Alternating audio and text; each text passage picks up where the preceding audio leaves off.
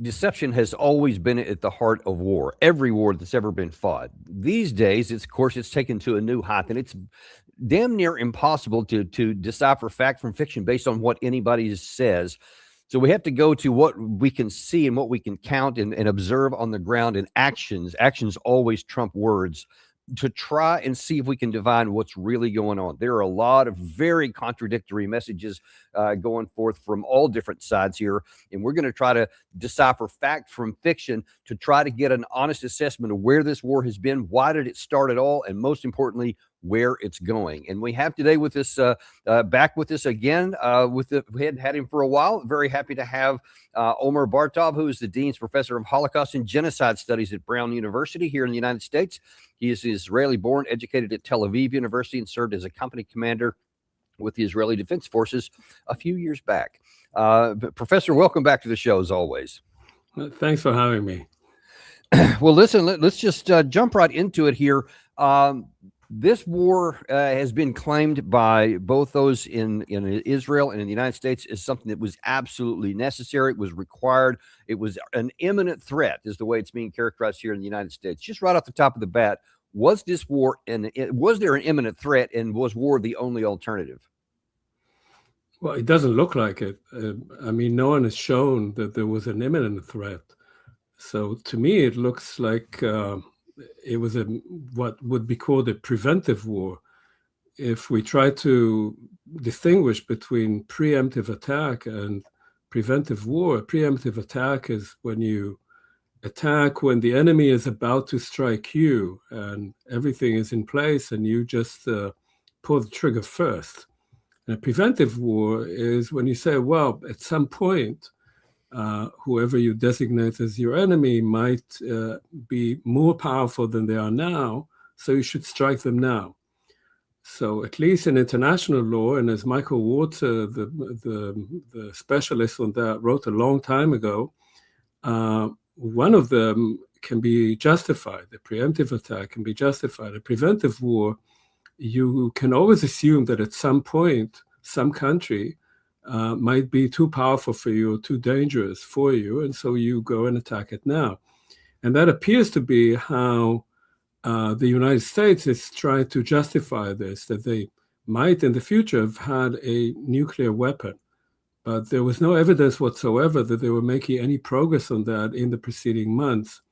So no, I'm not convinced at all that there was any imminent threat. As you're talking here, Gary, I've just loaded up a new one there. It's called Math of Action.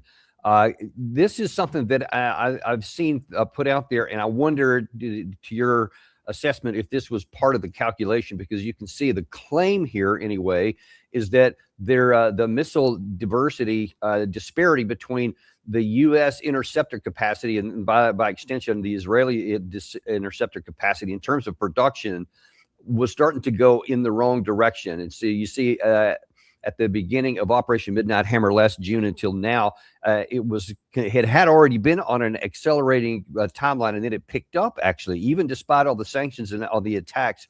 Their missile production, reportedly anyway, was continuing on. But then when you drew out the lines until 2030, allegedly, the Iranian side would be making 10,000 missiles apparently per month. Well, I'm sorry, per year, at a rate of per year, and we would still be somewhere around 550. I'm not sure either of those are entirely accurate, but all we can take about is what was the case at the snapshot here. Do you think that the fear by some in the United States and Israel might have said, hey, if we wait too many more years, then they're going to have too many missiles and we can't defend against them? Look, I mean, there were two different issues being raised at different times by different players. One was that Iran was trying to produce a nuclear bomb. That obviously would have been dangerous. It would have been most dangerous for the state of Israel, which has been described often as a one-bomb state. That was said to have been eliminated by the last American attack. Combined with Israeli action in Iran, and we were told that imminent nuclear threat had been eliminated. But if you were listening, as I was, to what people were saying in Israel, what the Israeli government was saying, then they switched from the nuclear threat to the threat of ballistic missiles.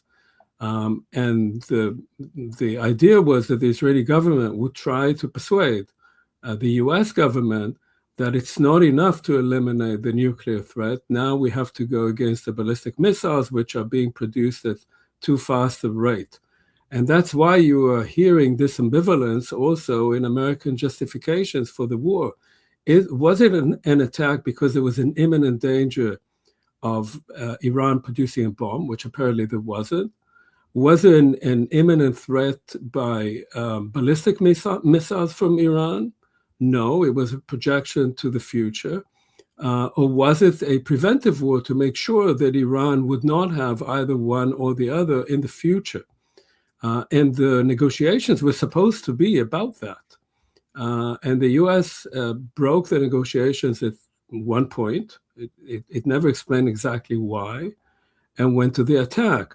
The Israeli government was very happy about that and persuaded the Israeli public to be happy about it, although now it's receiving a lot of rockets and spending much of its day in air raid shelters. But the Israeli government managed to persuade, it appears, the US government that this was a valid target because of these projections. Yes, it's possible that in the future, Iran would have produced more and more of these missiles, different types of ballistic missiles. Of course, the US and Israel also could have produced far more interceptor missiles. Yeah, interceptor missiles. So it depends. These statistics don't appear to me to be too convincing. Yeah, they assume that Iran would go one way and the US and Israel another way. But in any case, was this a good reason to go to war against Iran with incalculable results that no one seems to have really taken into account? The idea that if you kill Khamenei, then Iran is going to collapse and become a democracy. That does not appear to me to be anything but totally irresponsible way of calculating reasons for going to war. And let's take a look at that. One of the premises underneath that first consideration, that because the claim was in both Israel and the United States that they were like one and the same on this, is that we can't allow them to have either a lot of conventional missiles or a nuclear bomb, because if they get it, they would definitely, and this is the claim, they would definitely use it, which would basically make them suicidal, because there's no question that they would be retaliated against both by Israeli nuclear weapons and American nuclear weapons. There's no question about it. Is there any substance to that claim that Iran was suicidal to the extent that they were lusting for a bomb, and if they got one, they would use it? What do you think? No, of course not. I mean, there's no proof of that whatsoever. Iran was doing two things. Iran was using proxy states to extend its influence in the Middle East, and proxy organizations, Hamas and Hezbollah. Yes, of course it was. And many Arab countries in the region, Sunni Arab countries, because Iran is not an Arab country, but is a Shiite country, felt threatened by Iran. So that was definitely an aggressive posture to extend Iranian power. But the Iranian regime itself has also been very cautious. Iran never attacked Israel directly. This happened only, as you remember, because there was a decision to attack Iran. And so in that sense, I don't think that this was at all a suicidal regime. It wasn't a regime that wanted to be attacked by the United States. It was always willing to negotiate. Of course, Iranians like negotiating without ever reaching some conclusion. There had been an agreement with Iran some years back that President Trump then ripped apart, again, under the influence of Benjamin Netanyahu. So Iran did want to project power, did want the regime wanted to stay in power, but it definitely was not showing any signs of being suicidal. Well, now that leads to a more troubling question, one that has perplexed me for a long time, because just looking at this rationally, came to the same exact conclusion, that their behavior for 47 years has been very pragmatic and focused on regime survival and not on attacking anyone, but only on defending their interests. Whether you like their governing philosophy and whether the Ayatollah had been brutal on his people, that's a separate issue, but that's something that to be decided or resolved within the country and by the people. So those are separate, totally separate issues to me. And yet I have never understood, and please explain as best you can, why so many Israelis will talk about Benjamin Netanyahu, because he's been the most vocal on this, but he's definitely not the only one in Israel that has been, saying we want, no matter what, we want to go and destroy Iran. I mean, Netanyahu's famous for all of these pictures he showed at the UN General Assembly for so many years about they're almost at a bomb to try and paint this picture that they're unstable regime and you can't trust them, so that people would go and attack them. I mean, he's wanted to. Why could Israel not just say, okay, you guys are our middle power in the Middle East. You have no projection capability. You're not going to attack us. And if you do, we'll wipe you out. So we can just live in stability between the two sides, not friendship, but stability, and just go on about their business. Why was that never an option Israel or Netanyahu could take? Let me explain first. I mean, it's interesting to think about it. The Israeli public generally doesn't have the same attitude toward Iran as it does toward Arab states, and certainly toward Palestinians. I mean, Israel had very good relations with Iran under the Shah. There were many Israeli companies working there. I know people who had lived in Iran. So there is actually no particular bias in Israel against Iranians. There is a fear of that particular regime, and it is a very brutal regime in Iran. There's no question about it.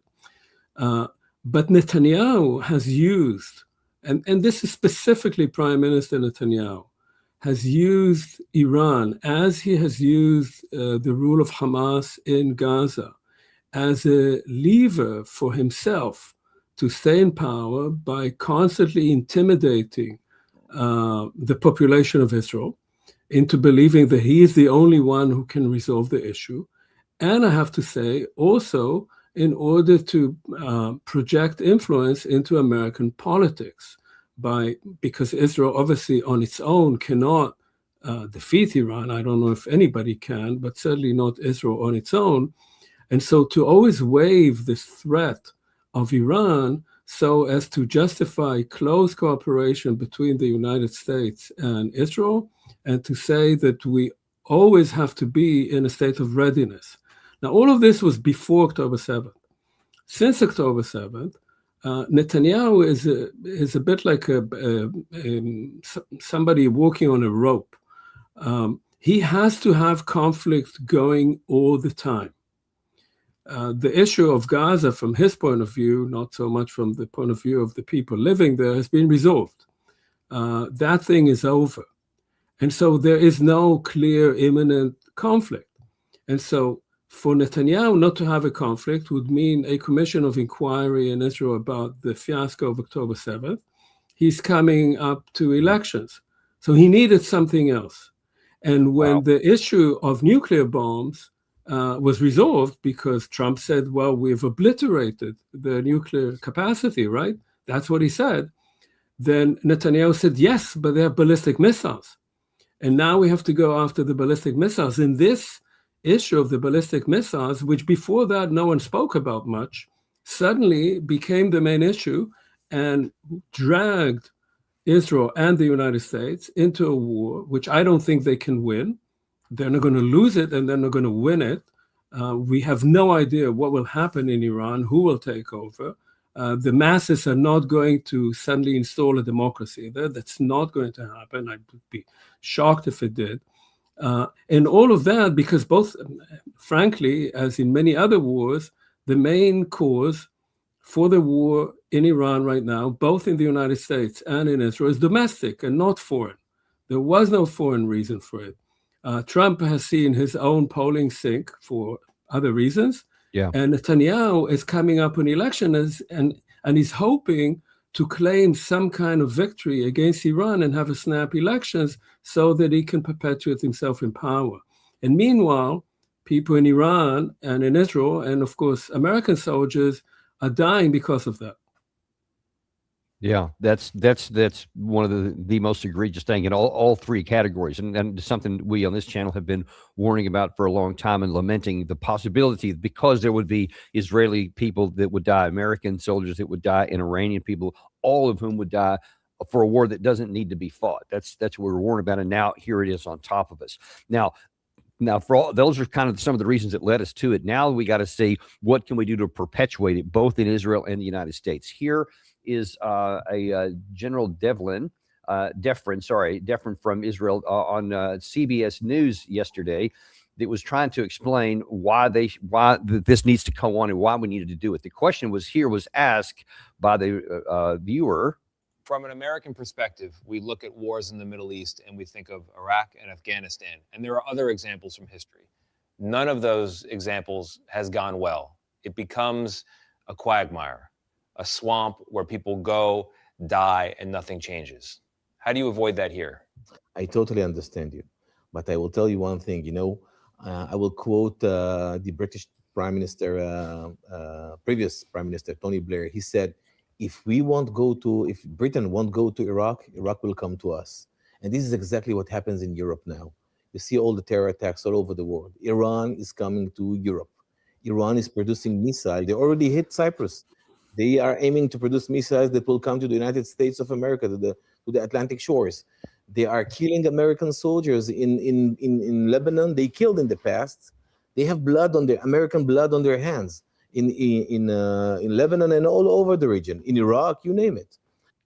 Yeah, you name it, and he continues to name a lot more. But my question is that a right proposition? And by the way, it's a little odd that he's going to use as his example the 2003 Iraq War as a positive example of, because Iraq was going to come to the West. Well, we know that was completely false. So it's odd that he would choose that as an example. But let's just take at hand what he said here, that if we didn't take out Iran, that they were already and would continue to go to Europe to have terrorist attacks and bombing attacks, etc. Is that a reasonable proposition? No, and what this general is saying, I don't know that he's aware of it, but he's reflecting a particular racist argument that is used quite a bit in Israel. When he says Iraq would have or was coming to Europe, what he's talking about is people who've been fleeing from Middle Eastern countries into Europe and coming in as migrants. That's the illusion, really, not that Iraq was about to conquer Europe, but that people fleeing from these conflicts, which many of which were totally unnecessary, end up in Europe and create an anti-Muslim, anti-Arab sentiment in Europe. Now, we know, as the questioner said, the wars in Iraq and in Afghanistan, as most Americans know, did not go well. Iraq is not a particularly good place to live in right now, and an attempt to remove a regime in a vast country like Iran. Iran has 90 million people. I think it's about 4 times the size of California. It's a huge country. The attempt to create a regime change there through bombs, airplanes, is a hallucination. The only thing that it can create is chaos. And Iran is not, only 60% of the population of Iran Iranian. I mean, it's a country with vast numbers of other people, such as the Kurds. To try and change everything there from the outside is doomed to fail. And not only to fail, but to create chaos that will project around the world. So the kind of idea that, yes, Iran was indeed trying to work with proxy countries and that regime was certainly not a peaceful regime. But to remove it that way will make things only far worse. And that chaos will project everywhere. It's already projecting into Iraq, of course. It's projecting into Lebanon. The consequences of this are incalculable, and it doesn't seem to me that anyone in the White House was actually sitting and thinking about it, that this was a kind of decision made by fiat. or by gut, as we're told. Yeah, yes. As we're told, we don't even have to speculate on that. The Caroline Levitt from the podium, I think it was yesterday, confirmed exactly that the case here. Well, if there's an attempt in the Israeli side to try and sell it, there's also an attempt by the United States side to try to sell it, and they need to, because there are a whole bunch of people, even in President Trump's party, that are saying, "Hang on. We elected you to not have wars, and now here's a war of choice, and you just castigated the decision to go into Iraq in 2003, and now it seems like, not seems, now you have taken us into another. Well, we have to diffuse that, so we have to say, no, here's all these reasons why we went in. Now, one of the key ones was made yesterday by Senator Lindsey Graham, and this is, I didn't see this one coming, I have to admit. No one had said it before, but now here he's going to try and trot it out, and it's a religious war. Is a moment of decision. This is a religious war. Who wins it at the end of the day? Do the radical Islamic terrorists who want to kill all the Jews because God told them to? Who want to kill me because I'm an infidel? Who want to purify Islam, to reject moderation and make everybody a jihadist? This is a big deal. I'll deal with Section 230. So what we're facing right now is a moment of decision that will set the course of the future of the Mideast for 1,000 years. Okay, so it's a little bit arrogant to say anything is going to change the course in the Middle East for 1,000 years. You'll be lucky if you get 1,000 days, but we'll put that one aside. But let's look on the focus thing. He's saying this is a religious war. Like these are fanatics on the Shia side that just want to kill all the infidels. Is that true? Well, first of all, if it is true, this may not be the best way of going about resolving this issue, right? I mean, if you declare that you're fighting a religious war against radical Islam, he doesn't seem to even know the difference between Shiites and Sunnis, but let's say against radical Muslims, what do? What is your solution? Are you going to kill all of them? You're going to bomb them into oblivion? So the whole premise is bizarre to me, to declare this a religious war. But secondly, of course, it isn't. It isn't that at all. This is an attempt, it appears, to bring about a regime change. And you can't do that this way. Had there been at least some kind of attempt prior to this attack to work with opposition forces, which do exist in Iran, to prepare some kind of alternative regime. But there's nothing like that. Iran, in many ways, is a modern country. It has a highly educated population. It has many supporters of this regime and many people who oppose this regime. And this regime, while it is, yes, of course, it's a very extreme version of Shia, is also, as we said before, a cautious regime that try to avoid conflict and perpetuate itself in power. What the United States and Israel may do is exactly bring about what the senator is talking about, to create the kind of religious conflict that existed when Iraq attacked Iran, remember, in the 1980s. And in that war, hundreds of thousands of fanaticized young people went to die. And the only result of that was to destabilize again the entire region. So this is not the best way to go against those religious fanatics that do exist. And let me even ask you East. a point really on that point right there, because we're talking Shia Islam. It's not just, if he was talking about the political entity of Iran, then even these means here, as insufficient as they are, you could say, oh, well, at least you're pointed in the right direction. But if you could expound a little bit, Shia Islam goes a lot further than just the country of Iran. And if you go into Iran, but you don't touch anything else, then it seems like you still got a problem.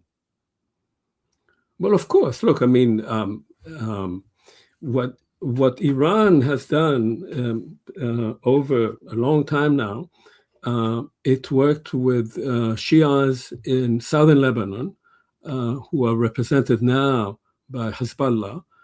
It worked also with Hamas, who are Sunni Arabs.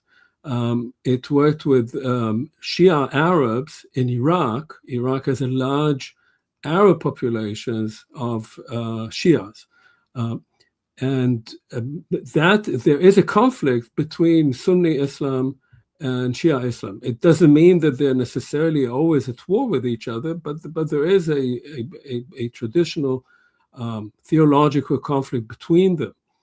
To incite that, as happened during the war, in a horrendous war in which millions of people died between Iran and Iraq, to incite that again, to speak in this kind of terminology is totally irresponsible by an American lawmaker. Yeah, and that's actually what I was going to ask you next. What are the potential ramifications of sparking a religious war?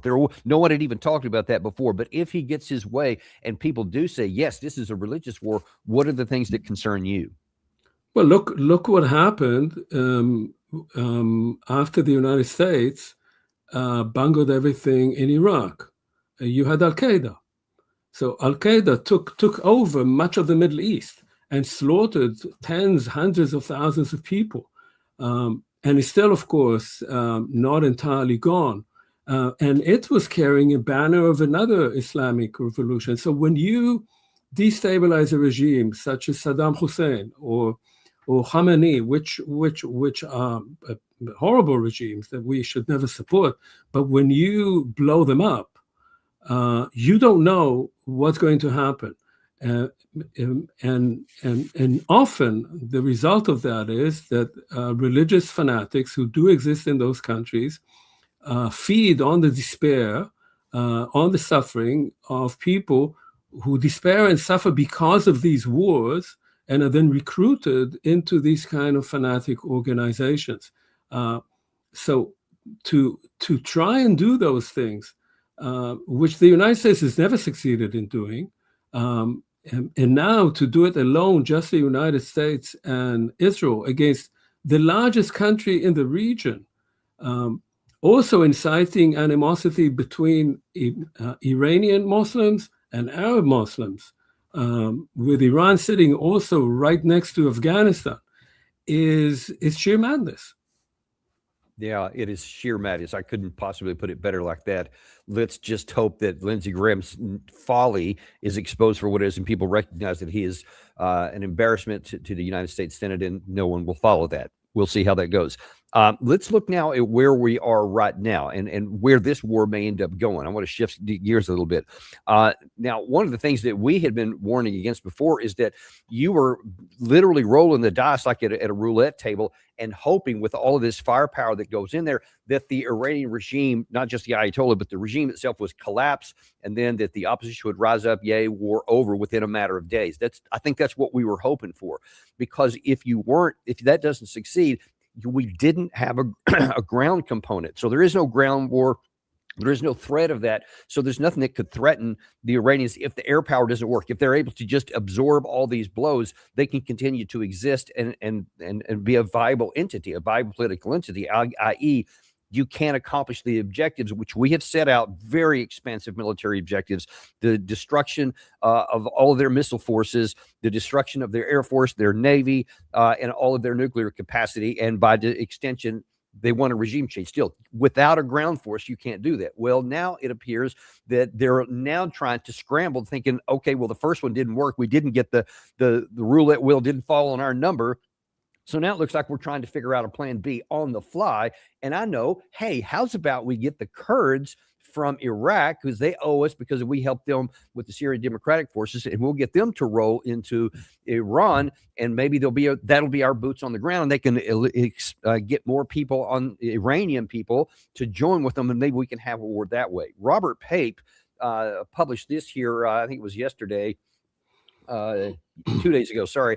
He said, yeah, the U.S. armed the Kurds, topple the regime in Iran, more likely to unify the Kurds than to march on Tehran and widen the war to Turkey, Syria, and Iraq, destabilizing vast parts of the Middle East. Is he over-exaggerating that there, or is that a legitimate concern?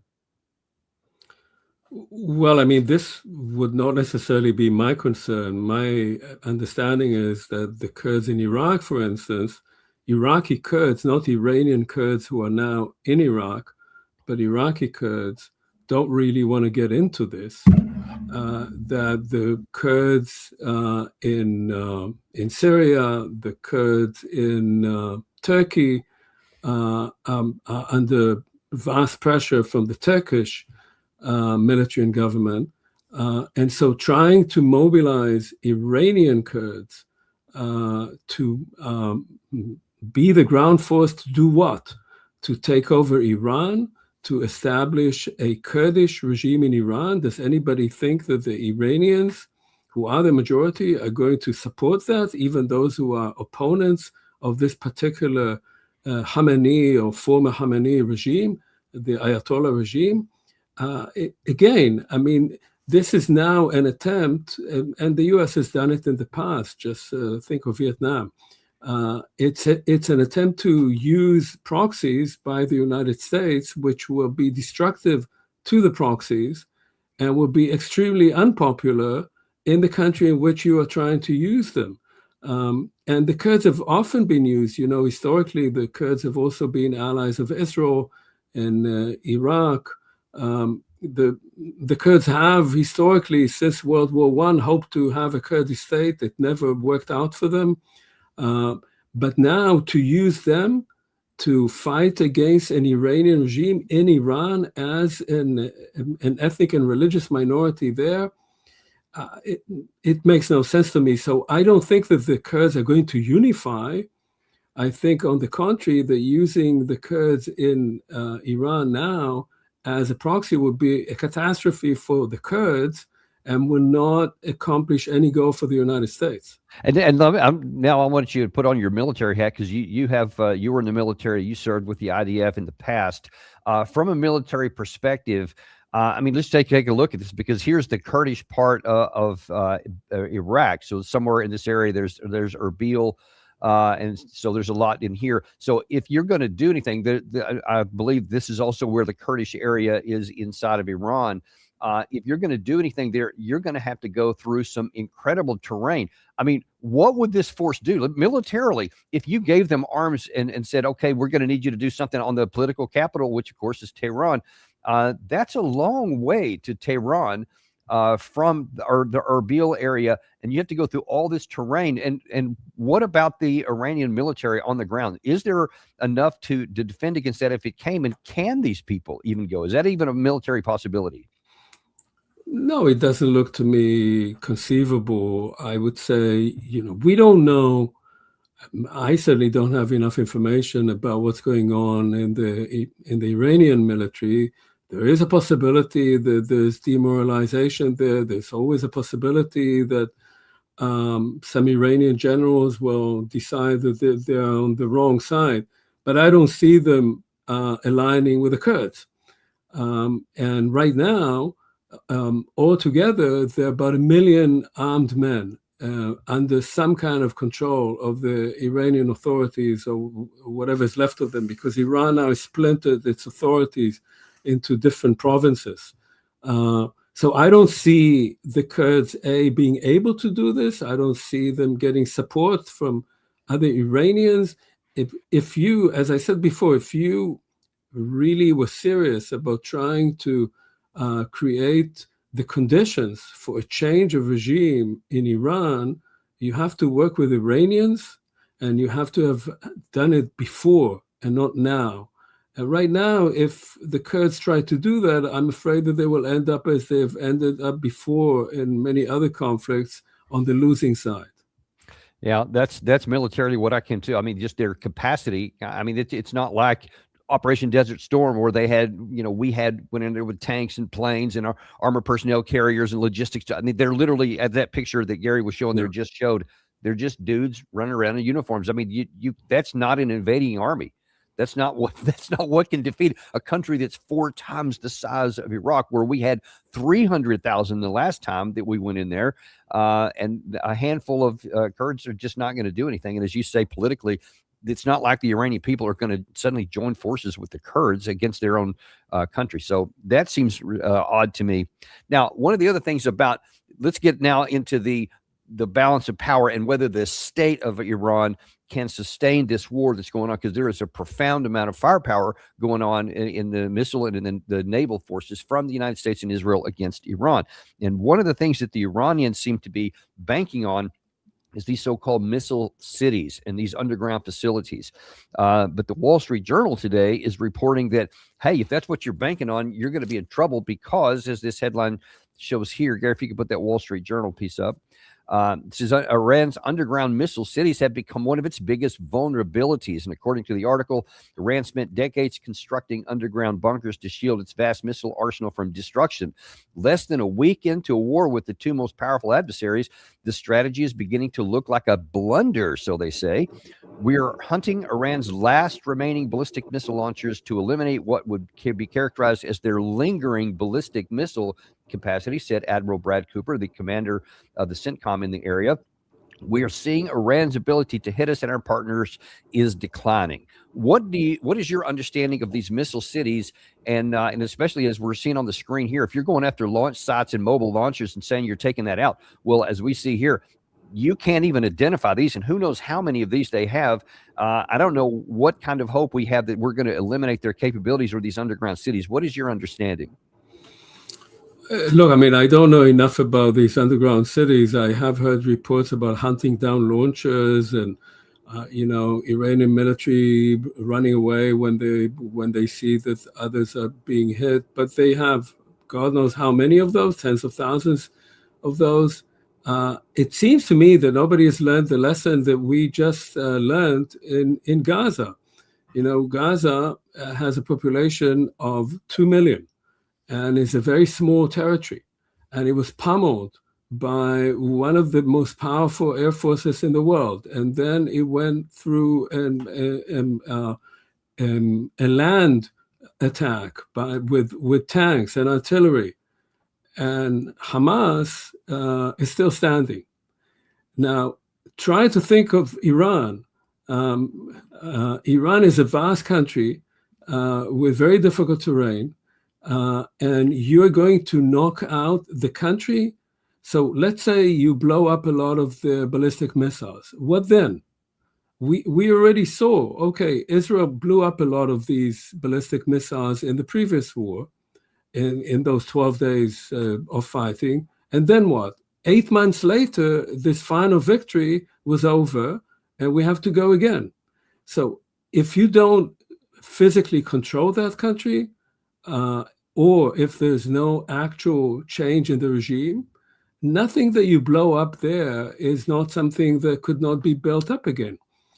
So I don't quite understand what they're trying to do. They can and probably will destroy a large number of ballistic missiles, large number of launchers. They will also kill a large number of innocent civilians. And then what? At some point, they'll declare victory. But what will that mean 8 months down the road, a year down the road, 2 years down the road? You cannot accomplish political goals simply by blowing things up. And there doesn't seem to be any actual political goal in this, but using a lot of bombs. And that's where I want to shift the gears in the last portion of the time that we have with you here. And let's take a look at what the center of gravity, you used to call it, what is the central thing that each side has to have to win? Because as it appears to me, the objective set about by the Israeli and American side is just this huge, expansive capability, which can only be accomplished if you have a ground force of hundreds of thousands that can go in and take that. And even that wouldn't be a guarantee. As the terrain you mentioned that I just showed on the screen here shows, it would be profoundly more difficult than Operation Iraqi Freedom in 2003 or Desert Storm.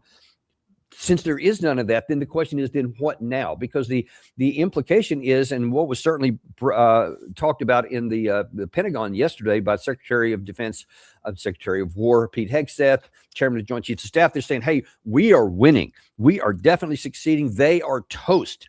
We have destroyed all this stuff. Their Navy's gone. Their Air Force is gone. Air Defense is gone. We have complete freedom in the skies. We can continue to pummel them. But my question is, and we'll look at this part first, what is the center of gravity for the Iranian side? Can they endure this and continue to be viable, or could this cause the downfall of the nation in short time?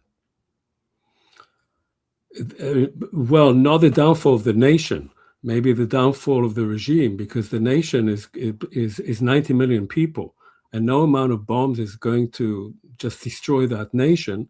Obviously, a ground invasion of Iran would be even more insane. There's no way that the United States is going to conquer Iran. It's simply not possible. And so to me, it seems that the United States government has not made up its mind what it actually wanted to accomplish, which is why I said what the president wanted to accomplish was something totally different that had very little to do with Iran. What he wanted to accomplish was to divert attention from other issues, at least temporarily. But once you get into this kind of war, it's very hard to get out of it unless you just declare victory and walk away, which I hope he will do. The sooner the better. But the only thing that may happen, and I don't know if it will, is that the Ayatollah regime will collapse. I don't see this in the cards right now, as I said, because I don't see who will replace it. Right now, they're debating the Khamenei's son to take over, who, by all accounts, appears to be even more extreme than his father was. Maybe he will, and maybe he won't. But now, let me ask I you don't see anyone who can take over. I think that's a really important point. I want to talk about something. At least it's been reported in the media that the son of the Ayatollah, who is now at least the acting leader, I don't know if it's been verified he's doing the permanent, but he has been in the past reported to have said, "Hey, I don't agree with my father's fatwa against a nuclear weapon."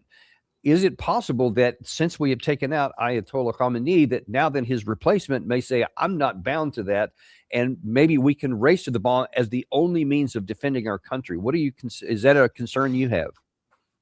Yes, absolutely. And I have to say that any small or middle-sized country in the world today, as was shown in the case of Libya, as was shown in the case now of North Korea, as was shown in the case of Ukraine, would want to have a nuclear weapon because kind of international politics that we see now is that large countries, Russia, the United States, potentially China, can march into another country, and one of these great powers is legitimizing the aggression of another.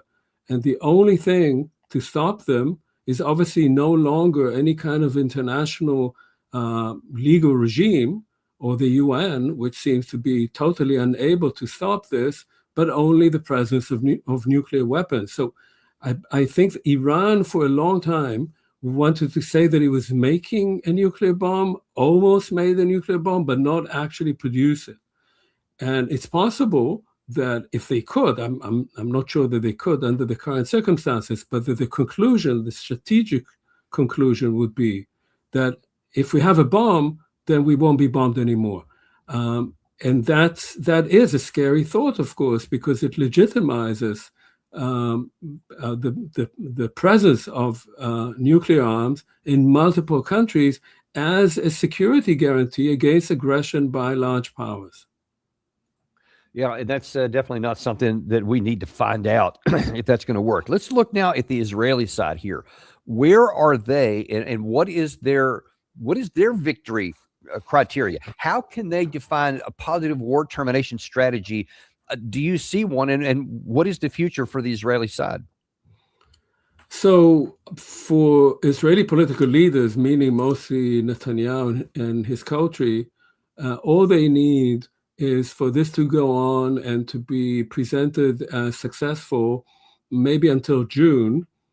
And in June, Netanyahu can call a snap elections, hope to win the election as a winner of another war, another absolute victory, this time against Iran, and then perpetuate himself in power. For the state of Israel as such, I think it's quite extraordinary to me because I do watch a lot of Israeli news coverage. the Israeli public has become used to living in a state of war.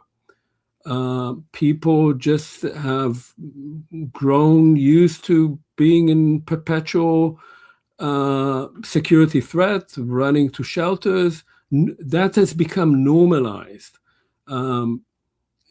Since Israel cannot win a war against Iran, and since Israel now is much more importantly, domestically, is engaged in creating a new reality in Gaza that we haven't spoken about, that will become a kind of apparently a resort town with 2 million Palestinians servicing those thousands of rich people living in that resort, under control of the Palestinian Authority, funded by Arab countries, with real estate moguls, American real estate moguls in government reaping profits. This will become a perpetual condition of oppression, of security dangers, and of a regime that is increasingly undemocratic. So I don't think that anyone thinks in Israel realistically that the issues with Iran are going to be resolved, that the issues with Lebanon are going to be resolved. And what they're focusing on mostly right now is perpetuating Israeli rule over Palestinians between the river and the sea. And the rest of it is mostly kind of camouflage, just to allow these policies, these sort of domestic policies, to keep going until that problem is entirely forgotten. So what is your, either from friends or family members that you have in Israel or from the media that you've been reading, what is the perspective that this new normal will continue on without a problem? Or is there a point where if the United States is not able to bring this to a conclusion, as we implied that we could yesterday from the Pentagon, and this drags into not just 3 or 4 days or 5 or 6 days, not even 2 or 3 weeks, but now into months, and then it goes on, maybe even past the June elections, but it just continues on, and missiles in some quantity keep falling into Israeli cities. And we saw just overnight, there was some pretty dramatic footage of a lot of missiles coming in, a lot of air defense interceptors going up, not making contact. So the Iron Dome is not working as claimed, 90% effectiveness so far, at least based on visual evidence. But whatever the number is, it keeps going in. Is there a point, might there be a point, where the Israeli people say, all right, this is not normal anymore, and I'm tired of these bombs falling all the time? Yeah, look, I mean, the discussion in Israel, also in part in the US, but more in Israel, is, who's going to run out first? Israel, the US of interceptors, or the Iranians of ballistic missiles? Probably neither will run out, and they'll keep flying around until somebody says, okay, stop it. It's hard to predict, and predictions are also a bit scary in this sense, because if there were several successful hits by the Iranians, if there was massive destruction, there was one case where a synagogue and a shelter were hit and quite a number of people were killed. But by and large, the loss of life in Israel is very low up to now. I suspect that if there were a number of catastrophic hits, the public mood might change. And that's very difficult to predict. I'm not sure this will happen, because all the reports are that Iranian missiles are coming at a much lower rate, far smaller numbers. It's very hard for them now to concentrate them, because they're obviously firing for very disparate areas, and they have less communications with each other. They're trying to coordinate with Hezbollah, and in the last 2 days they did so. So there were rockets coming from Lebanon and from Iran simultaneously. There's some people predicting that the Houthis may join in, so there would be rockets coming from 3 different directions. So the idea is to overwhelm Israeli defenses. But I'm not sure that they are capable of that, unless they're lucky and they have a number of catastrophic hits of major apartment compounds or whatever it might be.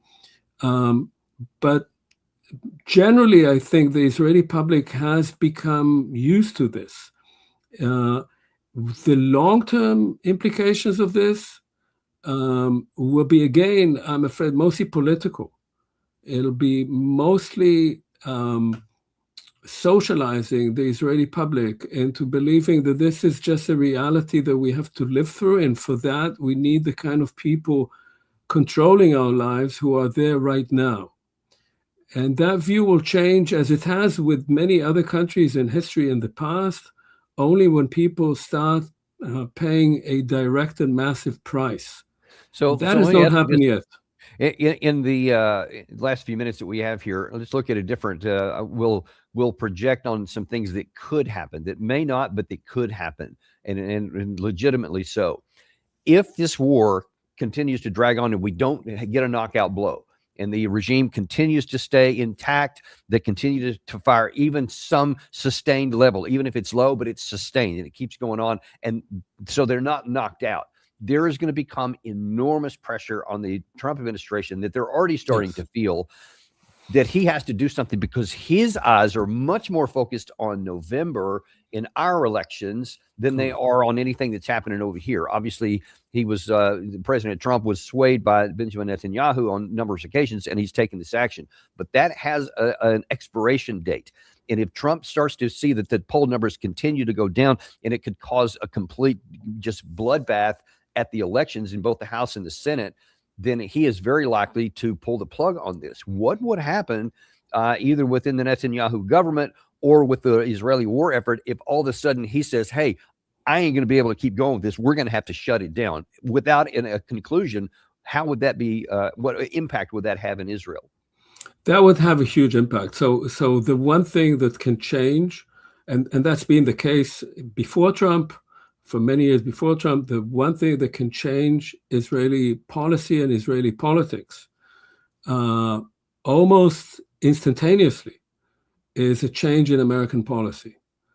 If the United States said to Israel, okay, we tried to do it your way, you persuaded us to go into this war, it didn't work out, and we are losing domestically, you have to stop. And you have to stop all kinds of other actions against Lebanon, destabilizing Lebanon. You have to reach some agreement with Palestinians. We have to chart a different course. That can bring about a change in the government in Israel. That's the only way to bring about change, because as I've said now for a couple of years, I don't see sufficient dynamic internally in Israel to bring about a change. So as long as the Trump administration is actually supplying Netanyahu with everything he wants, it's undermining the rule of law and democracy in Israel. Once that stops, if America changes direction, hopefully under Trump, it would be much better under Trump than under a Democratic president. Democratic with the right. If that came under Trump, if there were a change in policy and real control over Israeli aggression, that could bring about a change domestically in Israel in Israeli politics. Well, that would be certainly an interesting dynamic. I'd love to see that happen, because that means that the war might come to an end. But it's sort of a related question, no matter what the reason has, if this war comes to an end, like the 12-day so-called war from last year, which came to an end because I think it was pretty clear to all sides that this was not going to be resolved in militarily in any kind of capacity. So it seems like all three sides agreed, all right, we'll just shut it down here. That has happened with many wars in the Israeli side, like I guess the first and second Lebanese war. It just kind of fought for a long time. They stopped. Then it just kind of kicked the can down the road for another period of time. If this is resolved and the Iranian regime is still in power at the end of this by whatever means, and so you've significantly denuded them militarily, and their capacities is very much degraded from where it was at the beginning, but the regime is still in power. Is that not, again, just kicking the can down the road, and everything will stay security-wise the same in Israel? Yes, it will. And these leaders, both Trump and Netanyahu, are very good at selling you anything. And you can never underestimate people's ignorance. They may well be able to persuade the public for a while that this was an absolute victory. And 8 months later, they say, well, we have to go to war again. That's what we just did. So. Exactly. Yeah. Well, I guess we'll have to wait and see how that's going to happen. Listen, this has been an absolutely fascinating discussion today. So grateful to have you on because we are unintimidated and uncompromised to bring the truth, whatever it is, no matter what. We want to know what's actually true and, penetrating through the nonsense that's said on so much of the media in both countries. And we're very appreciative of you coming on today to do just that. Thank you very much for having me. And we thank you guys too. And by the way, we've got a full house today. We have with Matt Ho. We're going to look at the external, the international component of this. Is Russia is trying to disrupt the U.S. and Iran war and what their strategy is, and that goes along with what a lot of people are doing in Europe. And then we are really excited to have Ted Postal back, who's going to be actually looking at what the video evidence says about the performance of our offensive missiles and American and Israeli defensive missiles. He always, again, does not pull any punches. He just said, this is what the evidence shows, and you can do with it whatever you will. He's a great show. Can't wait to see that one. That is at 2 p.m. this afternoon. We will see you then on the Daniel Davis Deep Dive. We don't have sponsors because we hate to hit you over the head with ads. I don't like them. So show a little love back. Subscribe, like, and send this to somebody you care about.